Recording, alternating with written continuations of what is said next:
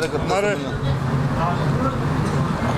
नेता प्रतिपक्ष पूर्व मुख्यमंत्री आदरणीय चौधरी भूपेंद्र सिंह हुड्डा जी, हमारे नवनिर्वाचित सांसद श्री वरुण बलाना जी, चौधरी निर्मल सिंह जी, भाई राजेश मेहता जो डिप्टी मेयर के हम बैठे हुए हैं, अन्य साथीगण और प्रेस के सभी सम्मानित सदस्यगण,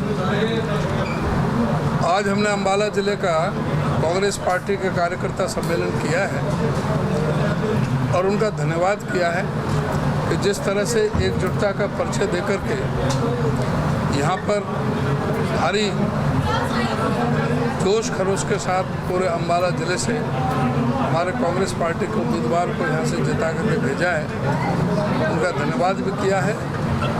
और आगे की जो 3 महीने 4 महीने बाद जो चुनाव होना है उसके लिए आगाह भी किया है,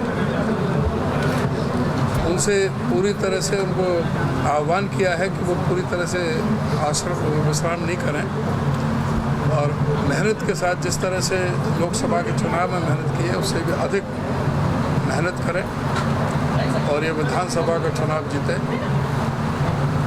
जो परिस्थितियाँ थी यहाँ पर बहुत बेहतरीन जो रिजल्ट जनता ने दिया उसका बहुत धन्यवाद। ये नरेंद्र मोदी जी की सरकार की जो गलत नीतियाँ थी उन पर इस इलाके के लोगों ने मोहर लगाई है और अब जो 9.5 साल जो मनोहर लाल खट्टर जी की और अब नायब सिंह सैनी की जो सरकार चल रही है उनके सारे कार्यों के बारे में भी अवगत कराया है। पूरी विस्तार से तो वहाँ पर बात खुली। आपने जो संबंध में जो भी प्रश्न पूछ रहे हैं मेरे से, हुड्डा साहब से, वो या हमारे नवनिर्वाचित MP साहब से, 3 महीने से भी कम समय से विधानसभा चुनाव में बचा, लगातार घोषणाएं जो है सरकार की हो रही है उसको किस तरह से देखते हैं? चुनावी घोषणाएं देखिए 9 साल तक तो कुछ किया नहीं सरकार ने, 9.5 साल।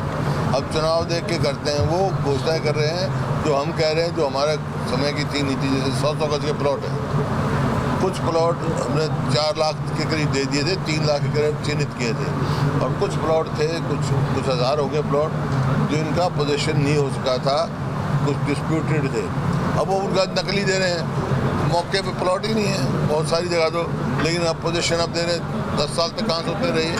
तो जो लोग समझ चुके हैं इस बात को, ये कैसी घोषणा करें, उन लोगों को मालूम है इन्हें कुछ नहीं करना। 10 साल में हरियाणा को पीछे धकेल दिया, हर वर्ग इस सरकार से विमुख है। तो एग्ज़ाम जो है रद्द हो रहे हैं, लीक हो रहे हैं और आज भी एंट्रेंस जो है नीट का रद्द हो गया है, वो किस तरह से?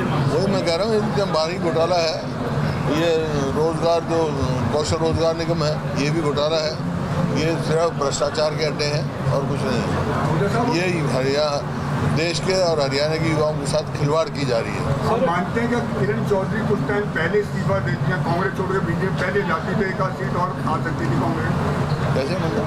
अगर किरण चौधरी कुछ टाइम पहले देखिए कांग्रेस में 42 के करीब पूर्व विधायक बीजेपी से, इनेलो से और पूर्व सांसद और सिटिंग सांसद आ चुके, तो एक हाथ से आने जाने से कोई फर्क नहीं पड़ता। कांग्रेस मजबूत है। सर 5 लोकसभा सीटें जीती हैं सर, 5 रह गई, तो इस बार विधानसभा में वो कमी को किस तरह से पूरा किया जाएगा? पिछली बार हम एक भी नहीं जीते थे, फिर भी विधानसभा में 31 सीट आई हमारी, उसके हिसाब से अंदाजा लगा लो। ये लोकसभा में हाफ हो गई बीजेपी हरियाणा में और विधानसभा में साफ हो जाएगी। सर सिरसा की सांसद, आप ये अंदाजा लगाएं कि पहले 28% वोट थी, जो अब 47.6% वोट कांग्रेस पार्टी को मिली है। पहले 2019 के लोकसभा चुनावों में 79 विधानसभा सीटों में भारतीय जनता पार्टी की लीड थी, कांग्रेस की सिर्फ 10 में थी, एक में जेजेपी की थी। अब हम 10 से बढ़कर के 46 पर पहुँचे हैं, ये 79 से घट करके 44 पर पहुँचे हैं। हमारा 19.5% वोट बढ़ा है, इनका 11.5% वोट घटा है। तो ये एक संकेत है कि हरियाणा प्रदेश में कांग्रेस के प्रति लोगों ने मन बना रखा है।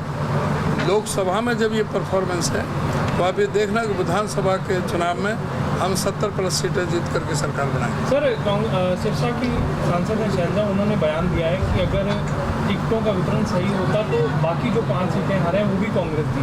देखिए, तो हाईकमांड का फैसला है। कोई भी वरिष्ठ नेता हो, जब पार्टी हाईकमांड को फैसला करती है सबको मान्य होता है वो। अब वो हो सकता है मेरे का भी कोई वो हो, लेकिन जो बात है हम अपने हाईकमांड से बात करें। ये तो जो है 10 साल से घोषणा हुई है, एक घोषणा की बात नहीं कर रहे आप।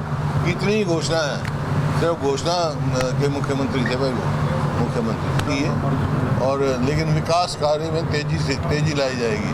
वही तो मैं कह रहा हूँ, हर वर्ग विमुख है। तो किसान को देखो क्या वायदा किया था उनसे, दुगनी आमदनी करेंगे 2022 तक। आमदनी दुगनी, लागत कई गुना बढ़ा दी। डीजल का क्या भाव था 2014 में, खाद का क्या भाव था, कीटनाशक दवाई का क्या भाव था। इसी प्रकार से 100 गज के प्लॉट थे, वो स्कीम कैंसिल कर दी। जो गरीब आदमी के बच्चों की स्कॉलरशिप थी वो नहीं दी। जो क्रीमी लेयर, जो बैकवर्ड क्लास की रिजर्वेशन की है, जो हमारे समय में 8 लाख थी वो घटा के 6 लाख कर दी, जब किसी को लाभ ना पहुँचे। हम करेंगे 10 लाख करेंगे, तो इस प्रकार था कि लाभ पहुँचे। इस वास्ते हर वर्ग, चाहे वो किसान है, मजदूर है, व्यापारी है, कर्मचारी है, सब हिस्सा अम्बाला में IMT बनवाने वाले थे। जल संकट को लेकर क्या कहना चाहोगे? IMT को लेकर अम्बाला वासी जानना चाहते हैं कि अब अगर कांग्रेस की सरकार आई तो अम्बाला में IMT। देखिए, आप बात थे नहीं, मैंने कह दिया, हमने कहा यही कहा है। मैं IMT की शुरुआत भी हमने करी थी, किसी वजह से नहीं बना।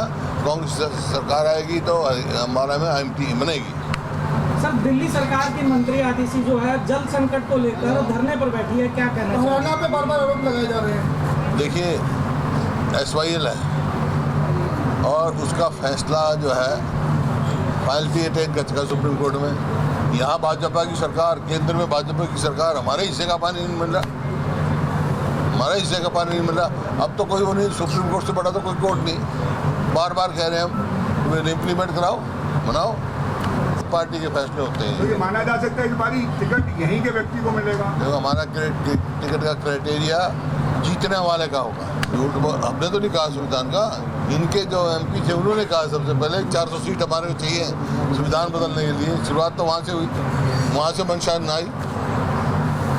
राज्यपाल को मिलकर डिसोल्यूशन मांगा है ताकि हॉर्स ट्रेडिंग ना हो और प्रदेश बदनाम ना हो। डिसॉल्व करो, असेंबली को चुनाव कराओ, लोग जिसको मनाएंगे।